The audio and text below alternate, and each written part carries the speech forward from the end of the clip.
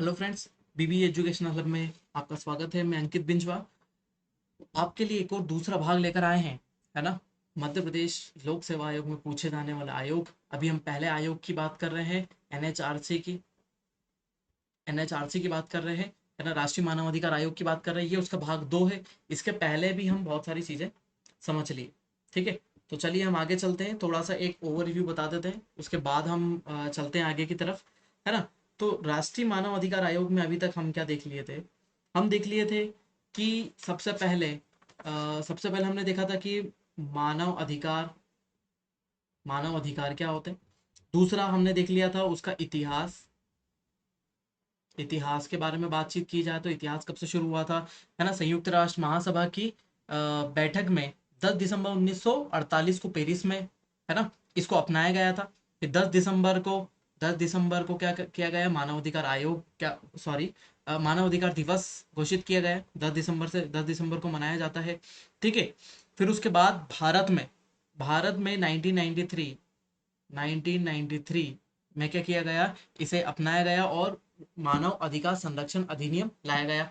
मानव अधिकार संरक्षण अधिनियम लाया गया और उसी के आधार पर मानव अधिकार आयोग की स्थापना की गई। मानव अधिकार आयोग की स्थापना की गई। अब देखें तो इसके बारे में हमने और देखा था कि ये 3 स्तर पर काम करता है ना। यदि 3 स्तर की बात करें तो राष्ट्रीय राष्ट्रीय मानव अधिकार आयोग, राज्य मानव अधिकार आयोग, है ना, और उसके बाद जिला, सॉरी, उसके बाद किसकी बात कर रहे हैं?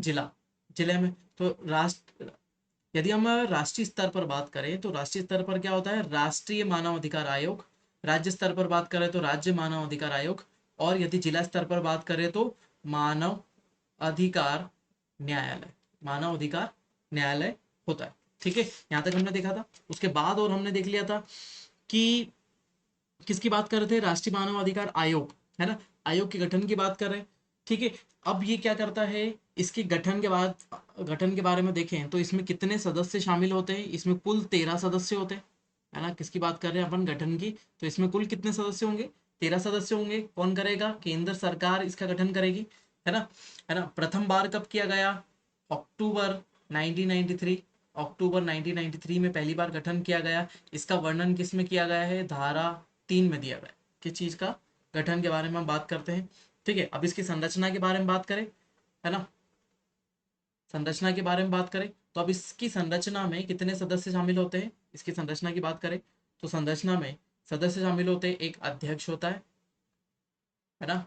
अध्यक्ष कौन होगा? सुप्रीम कोर्ट का, है ना, सुप्रीम कोर्ट का मुख्य न्यायाधीश, है ना। यहाँ पर सेवानिवृत्त याद रखना, सुप्रीम कोर्ट का सेवानिवृत्त मुख्य न्यायाधीश या फिर न्यायाधीश, है ना, क्या होगा? इसका अध्यक्ष बनेगा।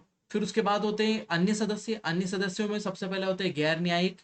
गैर न्यायिक सदस्यों की बात करें तो गैर न्यायिक में 3 सदस्य शामिल होंगे, जिसमें एक महिला शामिल होगी ही होगी, ठीक है। गैर न्यायिक सदस्यों में 3 में से एक महिला होगी।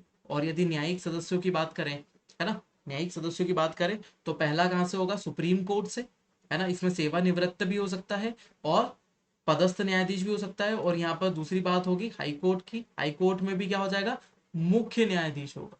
मुख्य न्यायाधीश जो पदस्थ भी है और सेवानिवृत्त है, दोनों में से किसी एक को चुना जा सकता है कि पदस्थ को ले लो या फिर सेवानिवृत्त को लिया जा सकता है। उसके बाद आखिर देखते हैं हम यहाँ पर हम किसकी बात करते हैं? पदेन सदस्य। इसी में पदेन सदस्य की बारी आती है। तो पदेन सदस्य में क्या होगा? एक सीईओ होगा। पदेन सदस्य में एक सीईओ की बात करी थी, है ना। और हमने बात करी थी 7 अन्य सदस्यों की, है ना। एक पदेन सदस्य और एक 7 अन्य सदस्यों की बात करी थी। तो पदेन सदस्य में सीईओ तो हो ही गया है और 7 अन्य सदस्य कौन कौन से हो रहे हैं? अल्पसंख्यक आयोग, एससी आयोग, एसटी आयोग, है ना, महिला आयोग, ओबीसी आयोग, विकलांगों के लिए आयोग और बालकों के संरक्षण के लिए आयोग जो है, उन सभी के अध्यक्ष के अंतर्गत शामिल हो जाएंगे, ठीक है। यहाँ तक भी देखा था, है ना। अब हमने इसके आगे थोड़ा सा और चीज देख ली थी। हमने धारा 4 के बारे में भी देख लिया था, है ना। धारा 4 के बारे में देखा था, है ना, जो क्या बताता है? नियुक्ति के बारे में बताता है ना। सदस्यों की नियुक्ति के बारे में बताता है। नियुक्ति कौन करेगा? राष्ट्रपति करेगा, है ना। नियुक्ति कौन करेगा? राष्ट्रपति करेगा। और राष्ट्रपति को सिफारिश देने के लिए कि किन किन की किन व्यक्तियों की नियुक्ति की जाए, है ना, उसके लिए क्या होगी? एक पैनल बनाया जाएगा। उसके अंदर अध्यक्ष होगा। अध्यक्ष कौन होगा? हमारे प्रधानमंत्री होंगे, सॉरी, है ना, प्रधानमंत्री होंगे, है ना। और अन्य सदस्यों की बात करें तो अन्य सदस्यों में क्या होगा, लोकसभा का अध्यक्ष, फिर लोकसभा में विपक्ष का नेता, फिर राज्यसभा का उपसभापति, राज्यसभा का उपसभापति, और राज्यसभा का विपक्ष का नेता, राज्यसभा का विपक्ष का नेता। और क्या हो जाएगा, केंद्रीय गृह मंत्री, केंद्रीय गृह मंत्री भी इसमें शामिल होगा। अभी तक की कहानी की बात की जाए तो हम यहाँ तक इसमें समझ चुके थे, ये था एक थोड़ा सा ओवरव्यू। अब अपन आगे चलते हैं किसके बारे में, अध्यक्ष एवं सदस्यों की नियुक्ति के, नियुक्ति भी हमने देख ली थी, हाँ नियुक्ति तक हम आ चुके थे, है ना। क्या देखने वाले हैं, अध्यक्ष और सदस्यों के पद से हटाना। अब पद से, अभी पदस्थ तो कर दिया, अब उनको पद से हटा भी देते हैं, ठीक है। पद से हटाने के लिए किसमें दिया हुआ है, धारा 5। धारा 5 क्या बताती है कि किन सदस्यों को और कैसे, है ना, कैसे पद से हटेंगे, वो खुद भी हट सकते हैं या फिर उन्हें हटाया जा सकता है पद से। देखिए अब क्या बोलता है, सबसे पहले त्याग पत्र, सबसे इजी होता है त्याग पत्र, है ना। त्याग पत्र ये किसको देंगे, जिसने आपको पदस्थ करा है उसी को देंगे, मतलब किसको देंगे, राष्ट्रपति को त्याग पत्र प्रदान किया जाएगा, है ना। राष्ट्रपति को त्याग पत्र प्रदान किया जाएगा। अब यदि उन्हें हटाना है ना, यदि उन्हें क्या है, हटाना है पद से, यदि राष्ट्रपति चाहता है कि इन्हें हटाना है, तो उसके लिए क्या होगी, किसके द्वारा हटाया जाएगा, जो पदस्थ कर रहा है वही हटाएगा, मतलब कौन हटाएगा यहाँ से, राष्ट्रपति हटाएगा, ठीक है। अब राष्ट्रपति द्वारा कैसे हटाया जाएगा, देखो राष्ट्रपति द्वारा सबसे पहले देखते हैं सुप्रीम कोर्ट की, है ना, सुप्रीम कोर्ट की जांच सिफारिश, सुप्रीम कोर्ट की जांच सिफारिश के आधार पर, है ना, जांच सिफारिश पे के आधार पर। अब ये आधार क्या होंगे, यदि जांच सिफारिश के आधार पर बोलते हैं साबित, है ना, कदाचार, साबित कदाचार मतलब क्या हो, उसका आचार आचरण अच्छा नहीं है। और दूसरा क्या है, असमर्थता, असमर्थता, वो कार्य करने में असमर्थ नहीं है ना, कार्य करने में क्या हो रहा है, असमर्थ नहीं है ना, उस आधार पर हटाया जा सकता है, ठीक है। अब ये किसको हटाया जा सकता है, अध्यक्ष, है ना, ये अध्यक्ष, अध्यक्ष की बात कर रहे हैं तो अध्यक्ष को इस आधार पर हटाया जा सकता है। उसी आधार पर किसको हटाया जा सकता है, सदस्यों को हटाया जा सकता है ना, किसके द्वारा, राष्ट्रपति द्वारा ही, है ना, किसको, सदस्यों को, राष्ट्रपति द्वारा ही सदस्यों को। समान प्रक्रिया है ना, समान प्रक्रिया में हमें क्या, वही सुप्रीम कोर्ट की सिफारिश, सुप्रीम कोर्ट की सिफारिश के आधार पर, वही हमारे दो, वापिस साबित कदाचार, साबित कदाचार के आधार पर, और अन्य आधार, है ना, साबित कदाचार के आधार पर और अन्य आधार पर। अब इन अन्य आधार में, है ना, अन्य आधार में और क्या क्या शामिल होता है, जैसे दिवालिया हो गया हो, है ना, जैसे वो व्यक्ति दिवालिया हो गया हो, कार्य, ठीक है, कार्यकाल के दौरान अन्यत्र वैतनिक नियोजन में लगा रहता है ना, अन्य वेतन, अन्य जगह से भी वेतन लेता है, वैतनिक नियोजन में वो लगा हुआ है, और कहीं भी शारीरिक या मानसिक, है ना, मानसिक या शारीरिक, मतलब जैसे मानसिक रूप से जैसे पगला गया हो, या फिर शारीरिक रूप से यदि बात करें, है ना, तो यदि विकलांग हो गया हो, या फिर जैसे कि बात की जाए लकवा हो जाता है, तो फिर शरीर कार्य करने योग्य नहीं रहता है, तो उस आधार पर भी इन्हें क्या किया जा सकता है, शारीरिक या मानसिक आधार पर हटाया जाता है। पागल घोषित हो गया हो, है ना, नैतिक अधमता वाले अपराध का दोषी हो, है ना, नैतिक रूप से, है ना, जैसे आपने मर्डर कर दिया है, छेड़छाड़ है, और बाकी दूसरे कदाचार अपराध जो है उनके आधार पर इनको हटाया जा सकता है, पद से हटाया जा सकता है। ये सभी आधार होते हैं हटाने के, ठीक है। तो एक एक तरफ अध्यक्ष को हटाया जा सकता है ना, अध्यक्ष को हटाया जा सकता है, और अन्य सदस्यों को हटाया जा सकता है, ठीक है। तो ये थे मुख्य आधार किसको हटाने के। अब आगे चलते हैं हम किसके लिए, पदावधि के लिए चलते हैं, है ना। एनएचआरसी के अध्यक्ष और सदस्यों की पदावधि के बारे में हम जानते हैं, ठीक है। चलते हैं हम आगे पदावधि की तरफ। देखिए अब पदावधि में देखते हैं हम कि पद की अवधि किस आधार पर दी हुई। सबसे पहले हम, है ना, किसकी तरफ चलते हैं, अध्यक्ष की तरफ चलते हैं। हमारे अध्यक्ष, ये हमारे अध्यक्ष महोदय हो गए। अब अध्यक्ष महोदय, है ना, उनकी पदावधि क्या होती है, 3 वर्ष, पदावधि होती है 3 वर्ष, और ये अपने पद पर कितनी उम्र तक रह सकते हैं? 70 वर्ष, है ना, 70 वर्ष की उम्र तक हो सकते हैं। 3 वर्ष या 70 वर्ष की उम्र जो भी पहले वो अचीव कर लेते हैं, तब उनका क्या हो जाएगा? वो पद से हट जाएंगे। ठीक है, मतलब ऐसा हम बोले कि यदि कोई व्यक्ति है, वो क्या हुआ, यदि 67, है ना, सॉरी 68, 68 साल की उम्र में क्या बैठता है? अध्यक्ष पद पर बैठता है। तो 68, 69, 70, तो मतलब उसका कार्यकाल कितने साल का होगा? 2 साल, है ना। वो 2 साल में ही 70 वर्ष की उम्र को अचीव कर जाएगा, मतलब उसको पद से हटा दिया जाएगा।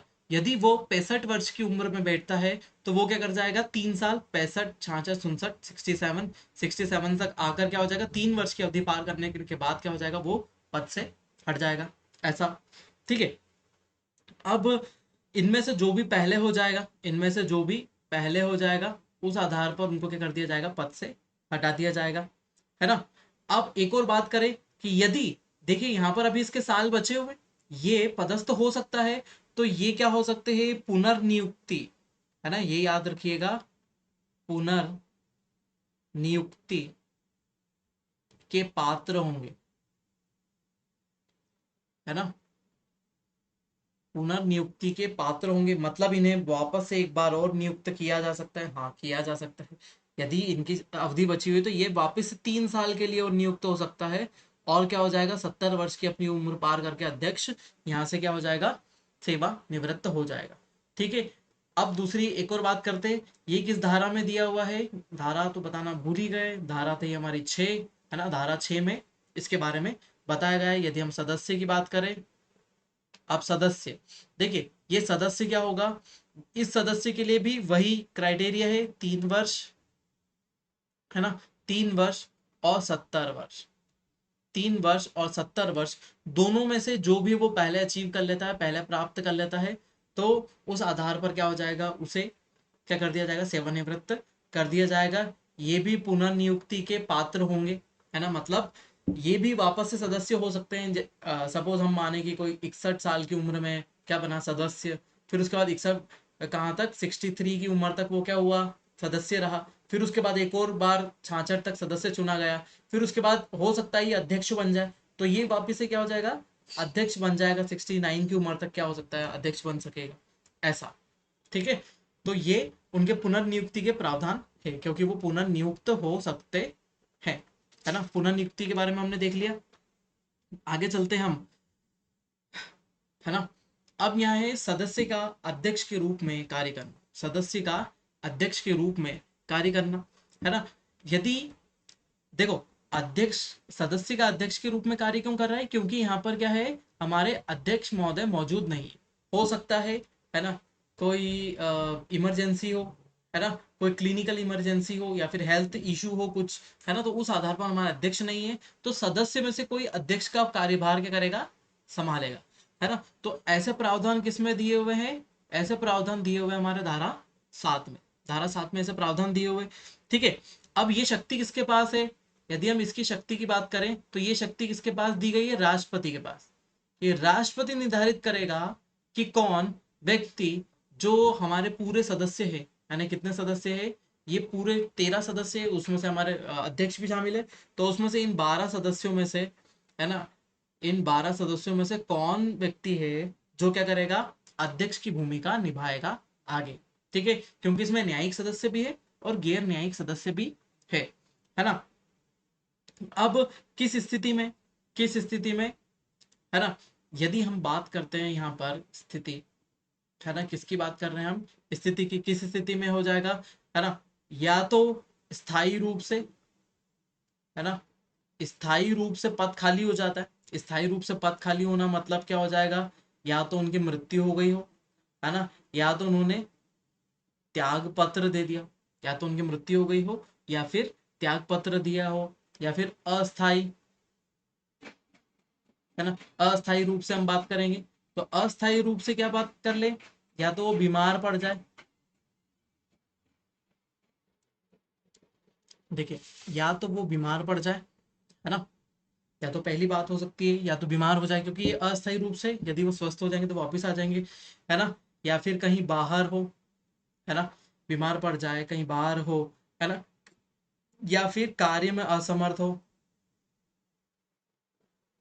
है ना, कोई भी कार्य है उसमें असमर्थ हो गए, जैसे कुछ काम है उनको अर्जेंट है, उस आधार पर क्या है, उस समय समय के हिसाब से वो कार्य करने में असमर्थ हो, उस आधार पर क्या हो जाएगा, हमारा एक सदस्य जो भी होगा वो क्या होगा, अध्यक्ष के रूप में यहाँ पर कार्य करेगा, सदस्य अध्यक्ष के रूप में कार्य करेगा। ठीक है ना, यहाँ तक समझ में आया। अब देखते हैं कि सेवा शर्तें, है ना। अब यदि सेवा शर्तों की बात करें, अध्यक्ष सदस्य दोनों की सेवा शर्तों के बारे में बात कर रहे हैं, तो अध्यक्ष और सदस्य दोनों की सेवा शर्तें बोले तो किसमें है, धारा 8 के अंतर्गत क्या दिया हुआ है, अध्यक्ष और सदस्यों की सेवा शर्तें दी हुई है ना। अब देखो, है ना, कौन निर्धारण करेगा इसका, केंद्र। केंद्र, अभी हम केंद्र सरकार के बारे में बात कर रहे हैं, हम किसके आधार पर, राष्ट्रीय मानवाधिकार आयोग की बात कर रहे हैं। तो राष्ट्रीय मानवाधिकार आयोग की यदि सभी शर्तें हैं, है ना, सेवा शर्तें, वो कौन निर्धारित करेगा, केंद्र सरकार निर्धारित करेगी, है ना। उसके बाद एक और शर्त यहाँ पर, इसमें तो सभी रूल्स आ जाएंगे यहाँ पर, भले ही वो 50 रूल बनाए या 10 रूल बनाए, वो सभी केंद्र सरकार के अंतर्गत सभी आ जाएंगे। इसमें वेतन में अलाभकारी, है ना, वेतन में अलाभकारी परिवर्तन नहीं किया जाएगा यदि पद पर है ना, यदि कोई सदस्य को, है ना, सपोज हम ऐसा बोलते हैं कि 50,000, है ना, 50,000 सैलरी पर यदि हमारा क्या हुआ है, अध्यक्ष है ना, अध्यक्ष है और वो 3 वर्ष तक कार्य करेगा, तो दूसरे वर्ष में जाकर उसकी सैलरी कम नहीं की जा सकती। ठीक है, वो 50,000 की सैलरी पर ही रहेगा, जब वो नियुक्त हुआ है तो अलाभकारी परिवर्तन नहीं होगा।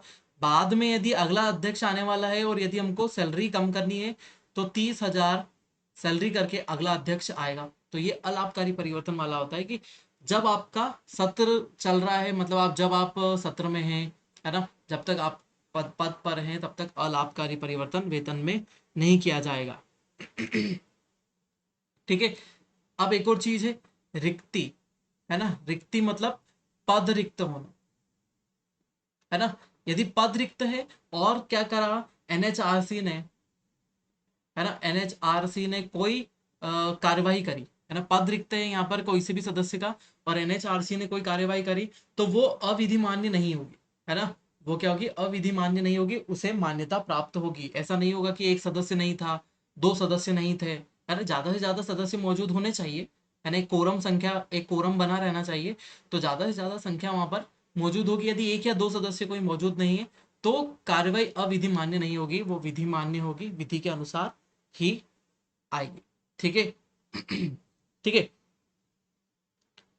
है ना। आयोग द्वारा विनियमन, आयोग द्वारा विनियमन, ठीक है, आयोग द्वारा विनियमन किसमें दिया हुआ है, धारा 10 की बात करते हैं। ठीक है, आयोग द्वारा विनियमन किसके अंतर्गत आता है, धारा 10 में, है ना। जैसे विनियमन मतलब क्या हुआ, खुद के नियम बनाना, है ना। आयोग क्या है, स्वायत्त निकाय की हमने बात कर दी थी।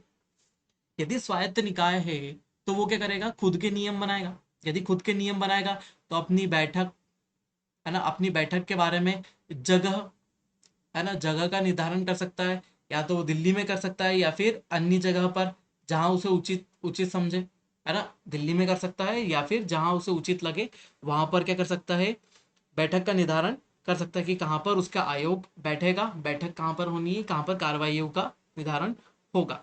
आयोग के सभी आदेश और विनिश्चय महासचिव द्वारा प्रमाणित होंगे। महासचिव जो हमारा सीईओ है, सभी आदेश और निर्णय किसके द्वारा होंगे, उसके महासचिव द्वारा दिए जाएंगे। ठीक है। ठीक है, ये समझ में आया। उसके आगे हम बढ़ते हैं, है ना, एक और थोड़े से महत्वपूर्ण हिस्से की तरफ, है ना। एक और महत्वपूर्ण हिस्सा है जिसमें क्या बोलते हैं, आयोग के अधिकारी एवं कर्मचारी। अब आयोग अपनी क्रियाविधि का संचालन कैसे करेगा, आयोग में तो सभी न्यायिक अधिकारी है, कोई अध्यक्ष है ना, अध्यक्ष है, न्यायिक अधिकारी है, तो क्या ये जाकर सर्वे खुद करना चाहे करेंगे, कि खुद जाके मुजरिम को ढूंढेंगे, है ना, किसने मानवाधिकार का उल्लंघन करा, किसने नहीं करा, ऐसा वैसा बाकी सब चीजों का के बारे में जानकारी कौन निकालेगा, क्या ये निकालेंगे, नहीं। इनके लिए क्या हो जाते हैं, अधिकारी और कर्मचारी इनके लिए क्या होते हैं, नियुक्त किए जाते हैं, इनके लिए विशेष अधिकारी और कर्मचारी नियुक्त किए जाते हैं, जो क्या करेंगे, इनके लिए कार्य करेंगे।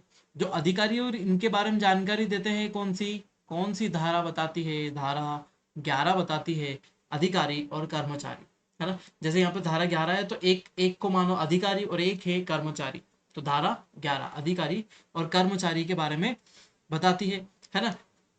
क्यों किए गए तो हमने अभी बताया, है ना। यदि क्यों का जवाब पूछे कि क्यों अधिकारी कर्मचारी, तो कार्यवाही के लिए,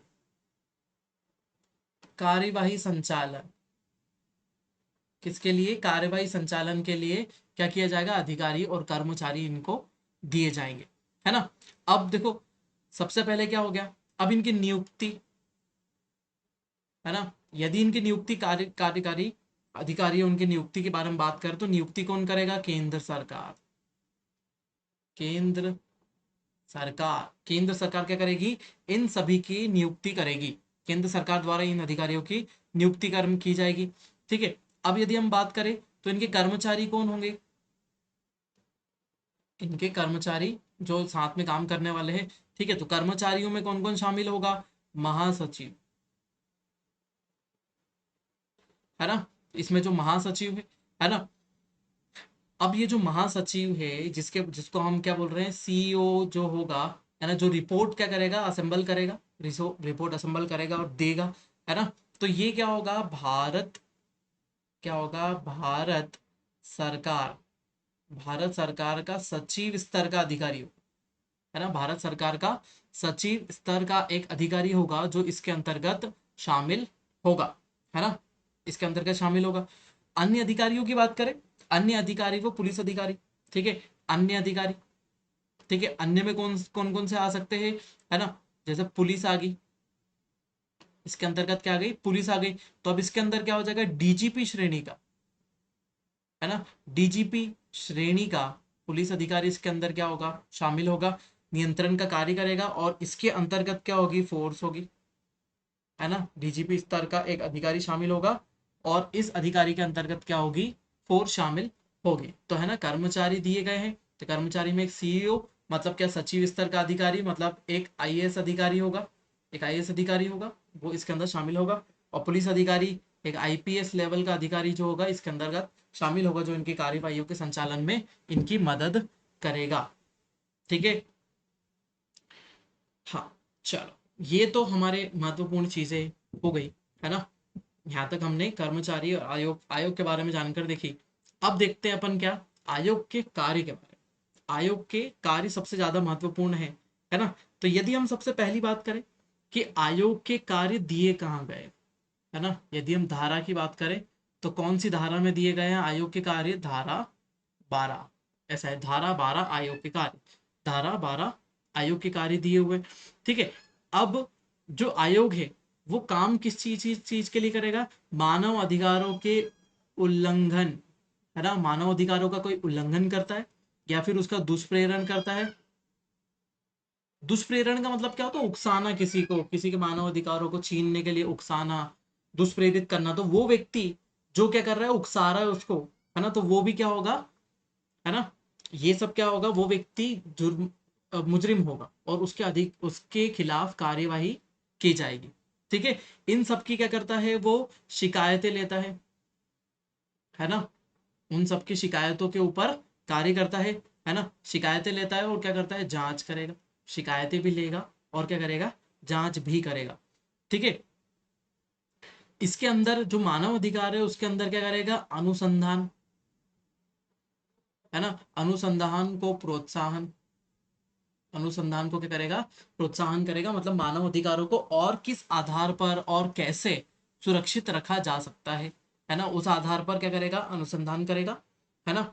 और उसके बारे में नई जानकारी निकालेगा कि और कैसे कैसे ये वाली चीज सब चीजें हो सकती है। मानव अधिकारों के उल्लंघन से संबंधित सभी न्यायिक मामलों में हस्तक्षेप करना, है ना, न्यायिक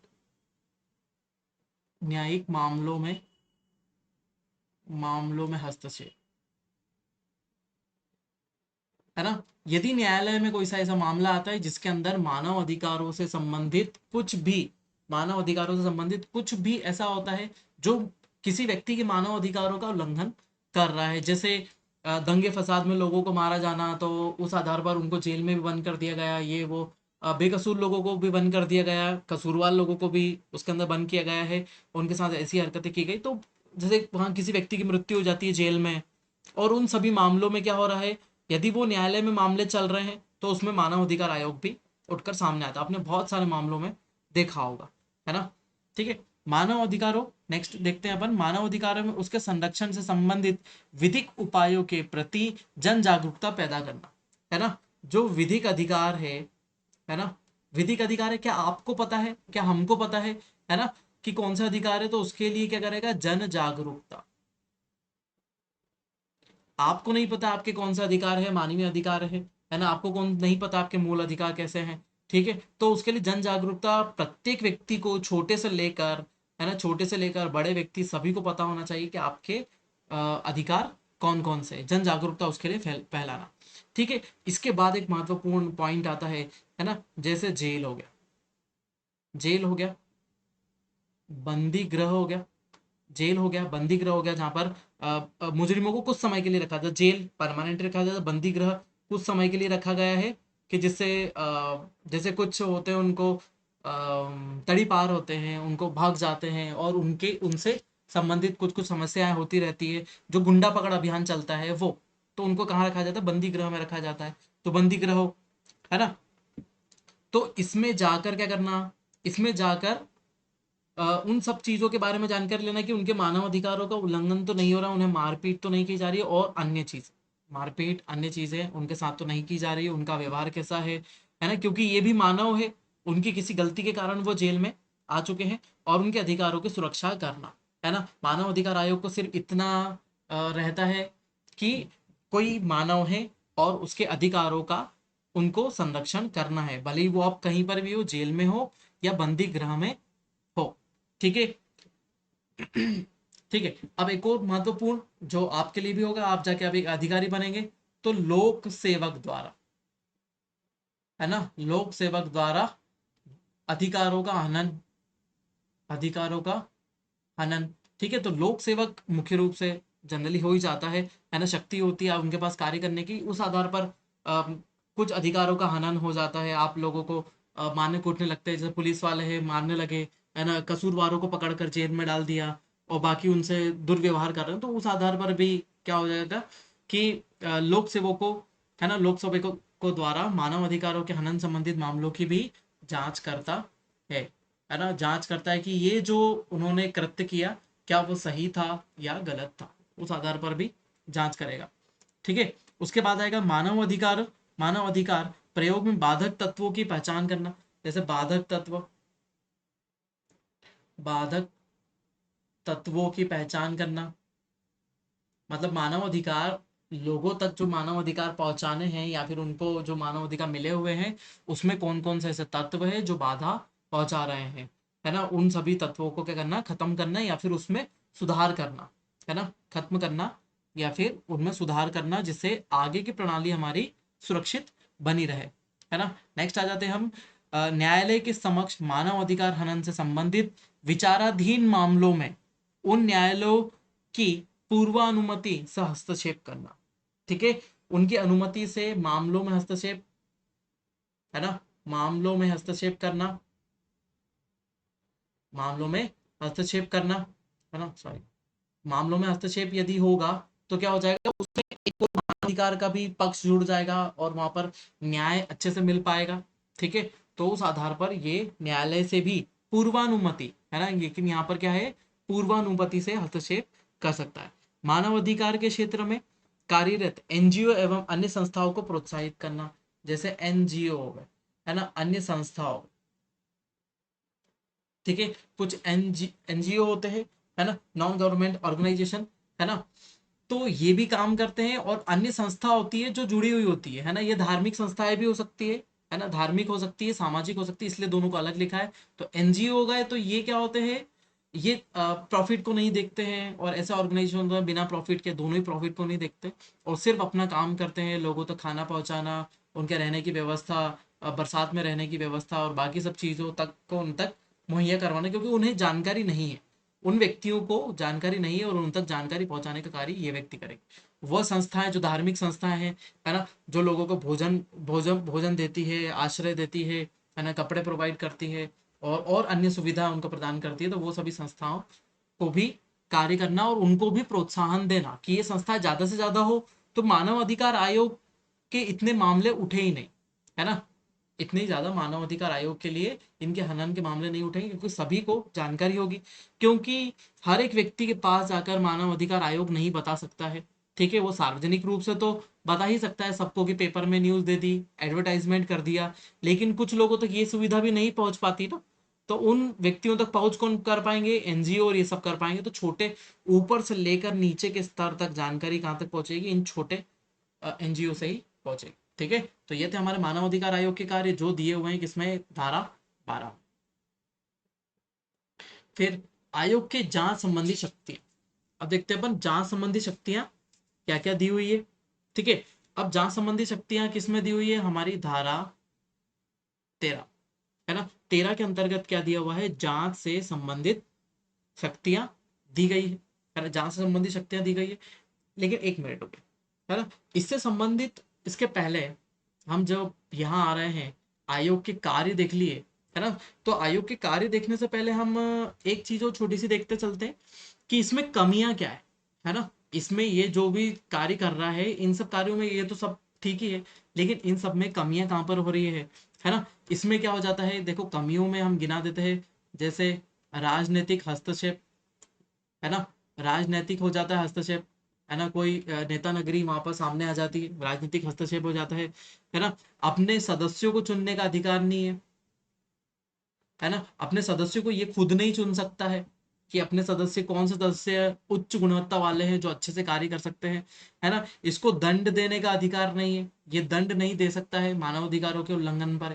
तो ये भी एक ड्रॉबैक है इसका, है ना, इसको पीछे कर देता है ना। ये 1 साल से पुराने मामलों को नहीं उठा सकता, ये 1 साल से पुराने मामलों में हस्तक्षेप नहीं कर सकता, ये भी इसकी कमियां हैं, है ना, ये भी इसकी एक कमी हो सकती है ना। उसके बाद चयन समिति में राजनीतिक पृष्ठभूमि के लोगों का अधिकार, है ना, राजनीतिक पृष्ठभूमि जैसे लोकसभा, राज्यसभा, लोकसभा आ गया, राज्यसभा आ गया, लोकसभा में विपक्ष का नेता, राज्यसभा में विपक्ष का नेता, केंद्रीय गृह मंत्री, पीएम, और ये सब क्या होगा, ये सब राजनीतिक रूप से शामिल हो गए।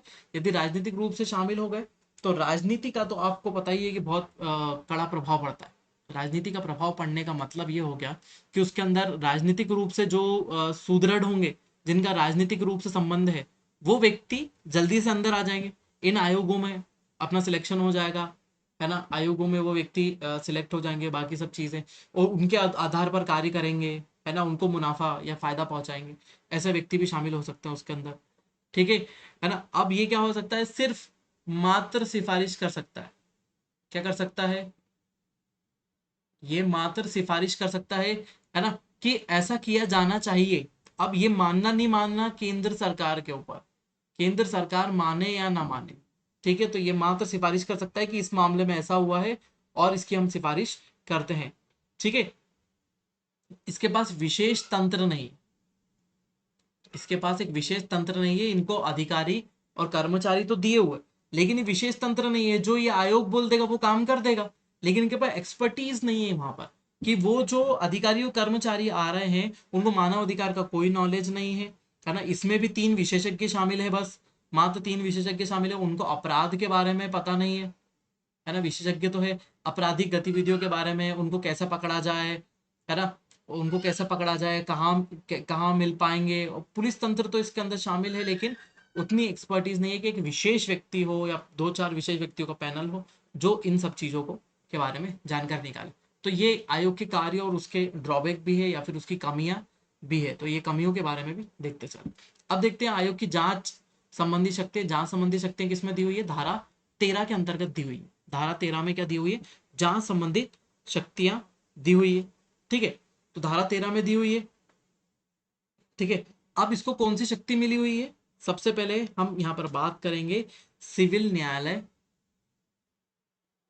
सिविल न्यायालय की शक्ति इसको प्राप्त हुई, है ना। सिविल न्यायालय की शक्तियां मतलब क्या होगा, सिविल न्यायालय मतलब दीवानी न्यायालय, है ना, ये कौन सा है, दीवानी न्यायालय। ऐसे न्यायालय होते हैं ये जो संपत्ति से संबंधित, है ना, संपत्ति और अदर चीजें जो संबंधित, है ना, जिसमें क्या होता है, पैसों से रिलेटेड मामला होता है, और ऐसे न्यायालय होते हैं वो कौन से न्यायालय कहलाते हैं, दीवानी न्यायालय होते हैं, है ना, पैसे संपत्तियों से संबंधित, है ना। यहाँ पर ये कोई भी जैसे मर्डर का मामला हो गया, है ना, कोई मर्डर का मामला हो गया या फिर बड़ा अपराध हो गया, उससे संबंधित मामलों को किस में आ जाता है, फौजदारी मामले में जाता है। तो ये दीवानी अधिकार इसको मिले हुए हैं, जो संपत्ति, पैसे, रुपए, इनसे संबंधित जो अधिकार होते हैं, वैसे न्यायालय की शक्ति, वैसी शक्ति नहीं कि पैसों का मामला इसके उनके पास आ जाएगा, नहीं, वैसे न्यायालय की शक्ति इसको प्रदान की गई है। ठीक है, सबसे पहला, है ना। ठीक है, इसको क्या समझा जाएगा, सिविल न्यायालय, सिविल न्यायालय समझा जाएगा। इसको क्या किया जाएगा, सिविल न्यायालय ही समझा जाएगा। ठीक है, ये मतलब इसके पास शक्ति तो उसकी है, लेकिन ऐसा होता है कि उसके समान शक्ति दी हुई है, लेकिन नहीं, ऐसा नहीं है। इसको सिविल न्यायालय ही समझा जाएगा, जो क्या करता है, प्रावधान देता है ना। और उसको दंड देने का अधिकार किसको है, केंद्र सरकार को दंड देने का अधिकार होगा। ठीक है, ठीक है, इसके द्वारा जो कार्यवाही की जाएगी, इसके द्वारा जो कार्यवाही की जाएगी, है ना, वो क्या समझी जाएगी, वो समझी जाएगी न्यायिक कार्यवाही। इसके द्वारा जितनी भी कार्यवाही की गई, मतलब क्या हुआ, कोर्ट ने कुछ करा, है ना, सिविल न्यायालय ने, एक न्यायालय ने जो कार्यवाही करी, वो उसके आधार पर, मतलब किसी व्यक्ति को पेश करना, किसी जगह की जांच करना, है ना, किसी के खिलाफ वारंट जारी करना, उसको पकड़ कर लाना, उससे सबूत जुटाना, ये सब चीजें क्या कर सकता है, इसके सबके आदेश वो क्या कर सकता है, दे सकता है। सिविल न्यायालय होकर वो इन सभी चीजों के आदेश जारी कर सकता है ना। ठीक है,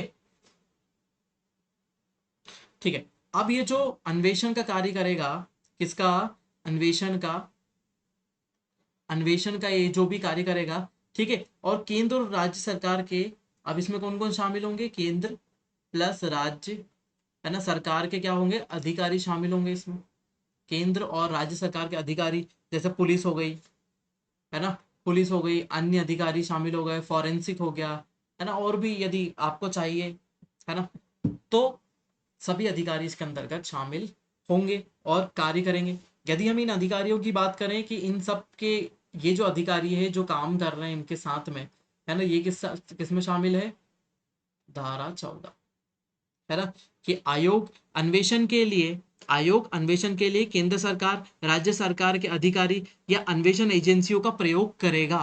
तो इनके प्रयोग करने की सिफारिश किसमें की गई है, धारा 14 में, धारा 14 में इनके प्रयोग करने की, कि हाँ, इन अधिकारियों का प्रयोग ये कर सकता है, इसके बारे में ये बताया गया है ना। तो यहाँ पर एक चीज और जान लेते हैं, धारा धारा 19 के बारे में और हम देख लेते हैं। अब धारा 19 क्या बोलती है, सशस्त्र बल, कौन से, सशस्त्र बलों का प्रयोग, सशस्त्र बलों का प्रयोग के संबंध में वर्णन, है ना, क्योंकि यहाँ तक इतनी शक्तियों का उपयोग कर रहे हैं, तो हो सकता है कि मामला थोड़ा हिंसक हो सकता है, पुलिस का उपयोग किया जाए, तो यहाँ पर सशस्त्र बलों का उपयोग किया जा सकता है, धारा 19 के अनुसार ये बताया गया है, सशस्त्र बलों का प्रयोग, धारा 19। ठीक है, तो ये जान लेना आपको जरूरी है। चलो आगे चलते हैं। ठीक है, आयोग की वार्षिक रिपोर्ट देखते हैं। आयोग अपनी वार्षिक रिपोर्ट किसको देगा, है ना, सबसे पहले अपनी रिपोर्ट देगा केंद्र सरकार को, है ना, केंद्र सरकार को ये रिपोर्ट देगा, और ये केंद्र सरकार रिपोर्ट किसके समक्ष रखाएगी, संसद के समक्ष, है ना, ये रिपोर्ट किसको दी जाएगी, संसद के समक्ष रखी जाएगी, है ना, और संसद इसके ऊपर क्या करेगा, विचार करेगा, संसद इसके ऊपर क्या करेगा, विचार करेगा, और विचार आगे जाकर, इसमें बहुत सारी समितियां होती है, उसके ऊपर विचार करेगी, और आगे जाकर इसके ऊपर निर्णय लिया जाएगा। ठीक है, और यदि राज्य मानव अधिकार आयोग की बात करें, है ना, तो ये किसको देगा, राज्य को, है ना, रिपोर्ट क्या होगी, नहीं सॉरी सॉरी सॉरी सॉरी, यहाँ पर हम एक बात कर रहे थे, है ना, तो अपनी वार्षिक रिपोर्ट किसको किसको जाएगी, केंद्र सरकार को तो जाएगी, राष्ट्रीय मानव अधिकार आयोग की बात चल रही है, राष्ट्रीय मानव अधिकार आयोग की पहली रिपोर्ट कहाँ जाएगी, केंद्र को जाएगी, और राज्य को भी जाएगी, और राज्य किसके समक्ष रखाएगा, राज्य विधानमंडल, है ना, राज्य कहाँ रखेगा, राज्य विधानमंडल के पटल पर रखेगा, और वहां पर भी इस पर विचार किया जाएगा, है ना, तो ये याद रखिएगा। ठीक है, और इसमें छोटी छोटी सी बात और याद रखें यहाँ पर। ठीक है, ठीक है, केंद्र केंद्र द्वारा, दो पॉइंट और हम यहाँ पे याद रखते हैं, केंद्र द्वारा, है ना, आयोग को अनुदान, आयोग को अनुदान की यदि बात करें, है ना, केंद्र द्वारा आयोग को अनुदान जो दिया जाएगा, मतलब उसकी कार्रवाई का संचालन करने के लिए मतलब उसके जितना भी कार्य होता है, मतलब पेट्रोल लगेगा वहां पर, ऑफिस का किराया, बाकी सब टेलीफोन लाइन का किराया, बाकी सब, है ना, तो इसके लिए दिया हुआ है, प्रावधान किया हुआ है धारा 32 में, 32 में, है ना, 32 में दिया हुआ है।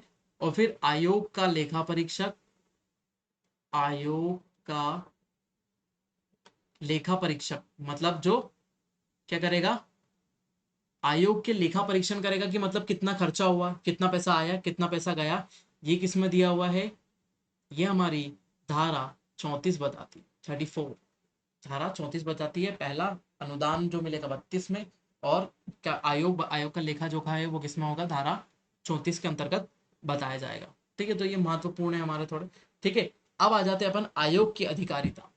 ठीक है, आयोग की अधिकारिता में, ठीक है, अब आयोग की अधिकारिता किसमें दी हुई है, धारा 36 के अंतर्गत बताई हुई है। आयोग की अधिकारिता धारा 36 के अंतर्गत बताई गई है। ठीक है, अब ठीक ऐसी बात जैसे एनएचआरसी की बात कर रहे हैं ना, हम राष्ट्रीय मानव अधिकार आयोग की बात कर रहे हैं, तो यदि कोई मामला राज्य के अंतर्गत लंबित है ना, राज्य के अंतर्गत लंबित है, यदि मामला राज्य के अंतर्गत चल रहा है, तो एनएचआरसी उसके ऊपर कुछ भी हस्तक्षेप नहीं करेगी, क्योंकि वो मामला राज्य में चल रहा है और राज्य मानव अधिकार आयोग उसको हैंडल कर रहा है। ठीक है, तो उसके अंतर्गत ये हस्तक्षेप नहीं करेगी। दूसरा, ये 1 वर्ष से पुराने, है ना, 1 वर्ष से पुराने मामलों में कोई हस्तक्षेप नहीं होगा, है ना, 1 वर्ष से पुराने मामलों में कोई हस्तक्षेप और कोई जांच नहीं होगी, क्योंकि 1 वर्ष उसके ऊपर बीत चुका। ठीक है, यदि न्यायालय में ये मामले लंबित है ना, तो उसमें भी यदि मामला 1 वर्ष से ज्यादा पुराना न्यायालय में चल रहा है, मानव अधिकार का सवाल है, तो भी उसके अंदर हस्तक्षेप यहाँ पर नहीं कर पाएगी किसी भी आधार पर, है ना। ठीक है, एक चीज और यहाँ पर जान ले, है ना, अलग से हम कुछ पॉइंट देख लेते हैं। ठीक है, क्या बोल रहा है, वो बोलता है आयोग केंद्र सरकार की पूर्वानुमति से विनियमन विनियम विनियम बनाने की शक्ति प्राप्त। ठीक है, आयोग को सरकार की पूर्वानुमति से विनियम बनाने की शक्ति प्राप्त है। 40B में दिया हुआ है, 40B में क्या दिया हुआ है, विनियम, विनियम की शक्ति, है ना, मतलब क्या हो सकता है, ये अपने नियम बना सकता है, यानी किससे पूछ के, केंद्र सरकार से। केंद्र सरकार से पहले पूछ लेगा कि हम नियम बनाने वाले हैं, तो हमको कुछ नियम कायदे कानून बनाने हैं हमारे संचालन के लिए, तो वो अपने भी नियम बना सकता है। ठीक है, राष्ट्रीय मानव अधिकार आयोग, है ना, रेगुलेशन 1994 में पारित हुआ। ठीक है, राष्ट्रीय मानव अधिकार आयोग प्रक्रिया रेगुलेशन 1994 में पारित हुआ, मतलब ये इसकी जो जानकारी है वो किसमें, 1994 में पारित की गई थी। समझ में आया, यहाँ तक तो हमारा राष्ट्रीय मानव अधिकार आयोग से संबंधित सब कुछ, इसके अंदर जितनी भी चीजें आती है वो सब इसके अंदर शामिल थी। अब अपन देख लेते हैं प्रथम, है ना, पहला राष्ट्रीय मानव अधिकार आयोग के बारे में बात कर लेते हैं। तो पहला, प्रथम एनएचआरसी, यदि इसका हम गठन बोले, है ना, तो गठन हम बार बार देखते हैं, तीसरी बार देख रहे हैं, तीसरी चौथी बार देख रहे हैं, है ना, 12 अक्टूबर 1993 में इसका गठन हुआ था। ठीक है, यदि हम उस समय देखिए प्रधानमंत्री कौन थे, है ना, वहां की बात करें उस समय जब इसका गठन हुआ था, प्रधानमंत्री कौन थे, तो वो थे पीवी, है ना, नरसिम्हा राव, है ना, पीवी नरसिम्हा राव उस समय क्या थे, हमारे प्रधानमंत्री थे। ठीक है, यदि हम इसके अध्यक्ष की बात करें, है ना, उस समय जब पहला बना था तब इसके अध्यक्ष कौन थे, रंगनाथ मिश्रा, रंगनाथ मिश्रा इसके क्या थे, अध्यक्ष थे, है ना। यदि हम राष्ट्रपति की बात करें, तो उस समय राष्ट्रपति कौन थे, तो उसमें राष्ट्रपति थे शंकर दयाल शर्मा, शंकर दयाल शर्मा उस समय राष्ट्रपति के पद पर, है ना, पदस्थ थे, है ना। उसके बाद सदस्य की बात करें, है ना, उस समय हमारे सदस्य कौन कौन से थे, है ना, तो उस समय था फातिमा बीवी, उस समय थे फातिमा बीबी पहले सदस्य थी, दूसरी सदस्य थी, है ना, दूसरे सदस्य थे B.S. मलिमथ, दूसरे सदस्य थे B.S. मलिमथ। ये याद रखने के लायक है। वीरेंद्र दयाल, वीरेंद्र दयाल, ये हमारे उस समय के सदस्य थे। प्रमुख सदस्य की बात करें जिसमें हम, है ना, तो ये हमारे उस समय के प्रमुख सदस्य जो इसमें शामिल थे। उसके अलावा अन्य सदस्य भी थे, है ना, अन्य सदस्यों की भी, अन्य सदस्य भी इसमें शामिल थे। यदि हम वर्तमान की बात करें, वर्तमान स्थिति की बात करें, है ना, तो अध्यक्ष बोले, है ना, वर्तमान स्थिति में यदि अध्यक्ष की बात करें तो वो है L.L. दत्तू, L.L. ये आपको अपडेट करना पड़ेगा। जो वर्तमान की बात है वो आप अपडेट करते रहिए, है ना। जो वर्तमान की मेरे पास इंफॉर्मेशन होती है वो मैं इसमें डाल देता हूँ।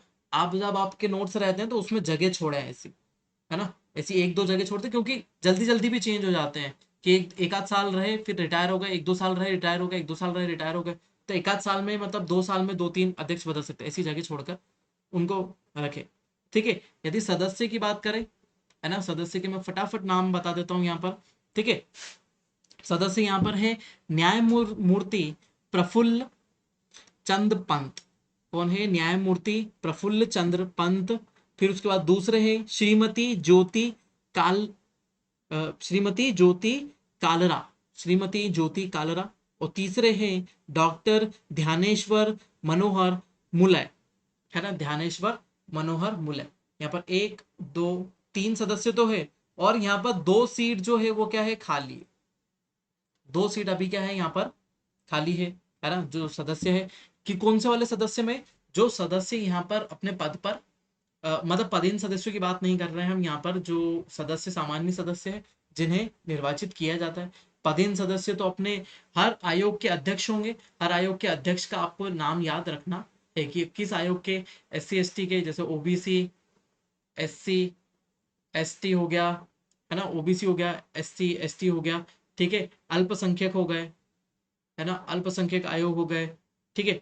फिर उसके बाद महिला, फिर उसके बाद हो गया बाल, है ना, 1 2 3 4 5 6, है ना, ऐसे ही सभी सदस्य होंगे। और इन सभी सदस्यों का, हाँ, और एक विकलांगों के लिए भी होगा। तो इन सदस्यों का आपको नाम याद रखना पड़ेगा। ठीक है। तो ये थे हमारे मुख्य मुख्य सभी पॉइंट, किससे संबंधित? किससे संबंधित? हमारे राष्ट्रीय मानव अधिकार आयोग से। ठीक है। तो आप हमारे साथ बने रहिएगा, और हम इसके आगे और भी आयोग लेकर आने वाले, स्टेट ह्यूमन राइट्स लेकर आएंगे, है ना। तो राज्य मानव अधिकार आयोग भी इसके बाद आने वाला है। हम उसको भी 1 या 2 लेक्चर में कंप्लीट करेंगे। उसके अलावा भी अन्य जितने भी हमारे आने वाले आयोग है, प्रमुख आयोग है, उनके बारे में भी हम इसमें जानकारी लेंगे और ऐसे ही पढ़ेंगे। कमेंट करिए, सब्सक्राइब करिए, लाइक करिए, और हमें बताइए कि कैसा लगा लेक्चर। और अ, बने रहिए BBG एजुकेशनल हब के साथ। Thank you so much.